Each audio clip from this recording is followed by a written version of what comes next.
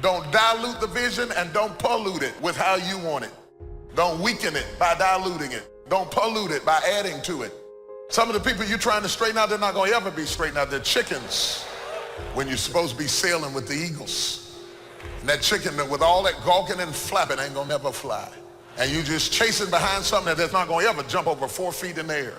You could have been soaring with eagles and you're fooling with them chickens. They're chickens. Feed them and keep on walking. If you take the lead, you will become a target. But just because they're shooting at you doesn't mean they shot you. In fact, some of you should rejoice in the fact that somebody has emptied out their quiver of arrows shooting at you, and you are still here. It is the fear that keeps you in a performance mode. It is the fear that keeps you spending money to look like something important because deep down you're afraid that you're really not. I think that among the things that prevent us from acting is the fear of failure. And if you've already failed, you don't want to fail again, the pain of that. The fear of loss is another thing. Because many times when we do those things that we know we need to do, we feel that we might lose somebody. Many of us don't act because we want other people's approval, and that's not possible. Many of us don't do the things that we want to do and don't act because of lack of self-confidence. We don't believe enough in ourselves. Why don't you show the world who you really are? Many of us secretly feel like we have so much less to offer than what people expect. And that even when people compliment us, we figure that the reason that they're complimenting us is because they don't really see us for who we are. Things that look like they're going to overwhelm you, remember this phrase: you are stronger than you think. God knew it was coming. He's already put things on the inside that you can't see right now, but at the appointed time, you're going to push back the dirt. You're going to come out of what's holding you back. Not like you were, but you're going to bloom. Don't be fooled by the dirt. The dirt is getting you ready to flourish. Once you start becoming aware of the power of thought, just look around you at everything that you see. It all began with a thought. We become what we think about. And that is probably one of the most important principles in learning to manifest. What we have to look at is basically the obstacles that we have conditioned ourselves. And you notice I say that we have conditioned ourselves, because I have never believed that we need to be putting the responsibility on someone else. If you're conditioned, it's because you have allowed yourself to become that. The little decisions that you make, they matter. They add up, and you have to connect those dots. Otherwise, you don't know where you're going to end up, and it might be bad.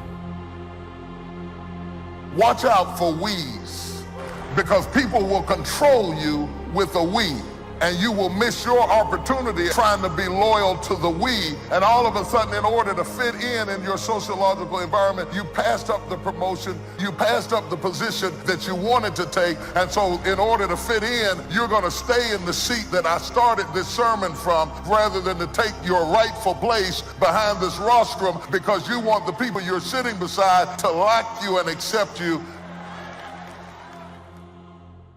Enlightened self-interest needs to be educated. I will learn that life is not just the passing of time. I will learn that life is the collection of experiences, highs and lows, laughter and tears. You must decide to act. You must have the discipline to act.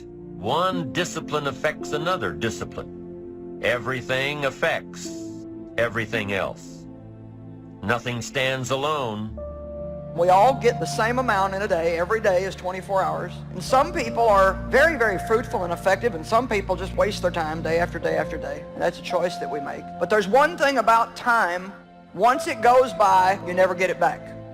So how tragic it is to waste any day of your life. I think we need to live every day like it was our very last one, and live it to the absolute fullest that we can live it. If you only knew all the things God has refused to let happen to you. You may have had some bad breaks, but just the fact that you're still here is a sign God's favor is on your life. There may be obstacles trying to stop you now. You don't understand it. It's because there's greatness in you. The enemy doesn't come against people that don't have anything. If you weren't a threat, he'd leave you alone. Yes, I have big obstacles, but I know it's because I have a big destiny. Had some bad breaks, but they could not finish me off. I'm still standing. Every time you learn something new, you push something old out of your brain. See, a lot of people don't want to learn now, and that's okay. That's none of your business, none of my business. But if you're one of those like me, hungry, people that are hungry are willing to learn. You're keeping your mind active because you're engaged in this thing called life. You still have a presence. You're a force to be reckoned with. You have greatness in you. Commit yourself to learning. Feed your mind. Sharpen your interest in two major subjects, life and people. Learn more on how to get the most from life. Learn all that you can so that you can become all that you can become. Learning is the beginning of a life worth living. Learning is the beginning of happiness. Learning is the beginning of spirituality and faith. Learning and searching is where the process of creating your own personal miracle begins. Step back and ask yourself the question, what do I do that's absolutely amazing? What do I do that's effortless to me? And what makes me feel confident? Figure that out. Whatever that may be, hold on to that and focus in on that and anchor into it. So when you do go into this new skill, realize it's a process, just like the other skills you've learned on your journey. The more you practice something, the better you get at it. Anticipation is the ultimate advantage. Winners, leaders anticipate, losers react. The reason you get beat is you don't know where things are happening, so you're reacting. Reaction is always stressful. And yet so much of our life is predictable if we just were to study it, not be caught up in our day-to-day. It's predictable the challenges you're gonna have in your relationships or with your kids or with your body. These are predictable. And if you were to anticipate these things and put a strategy in place, you could take it all out and have the quality of life that you deserve. Those that anticipate, those that lead, and then there's those that follow. The followers are the reactionaries.